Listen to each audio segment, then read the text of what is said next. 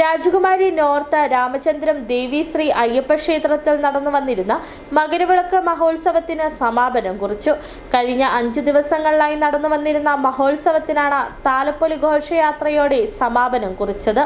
മകരവിളക്കിനോടനുബന്ധിച്ച് നിരവധി ഭക്തജനങ്ങളാണ് അയ്യപ്പന്റെയും ദേവിയുടെയും അനുഗ്രഹം തേടി രാജകുമാരി ക്ഷേത്രത്തിലേക്ക് എത്തിയത്. രാജകുമാരി മേഖലയ്ക്ക് അനുഗ്രഹങ്ങൾ ചൊരിയുന്ന രാമചന്ദ്രൻ ദേവി ശ്രീ അയ്യപ്പ ക്ഷേത്രത്തിൽ കഴിഞ്ഞ 5 ദിവസങ്ങളിലായി നടന്നു വന്നിരുന്ന മകരവിളക്ക് മഹോത്സവത്തിന് സമാപനം കുറിച്ചു. 10-ാം തീയതി മഹാഗണപതി ഹോമത്തോടെ തുടക്കം കുറിച്ച മഹോത്സവത്തിന്റെ സമാപനത്തോടനുബന്ധിച്ച് താലപ്പൊലി ഘോഷയാത്ര നടന്നു.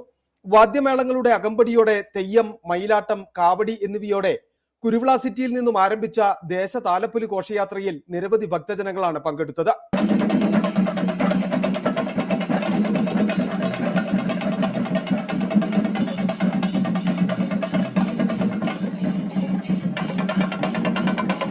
താലപ്പൊലി ഘോഷയാത്രയ്ക്കൊപ്പം ഭഗവാനെ എഴുന്നള്ളിച്ചുകൊണ്ടുള്ള രഥം ക്ഷേത്രാങ്കണത്തിൽ എത്തിച്ചേർന്നതോടെ വിശേഷാൽ ദീപാരാധനയും പുഷ്പാഭിഷേകവും നടന്നു.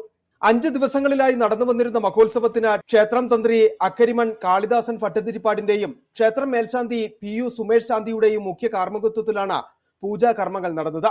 ക്ഷേത്രം president CN Suresh, secretary VR Sunilkumar, vice president VV Vinoda, treasurer R Saji, joint secretary Deepu Prabhakaran, ഭരണസമിതി അംഗങ്ങൾ തുടങ്ങിയവർ നേതൃത്വം നൽകി. സിറ്റി വിഷൻ, രാജകുമാരി.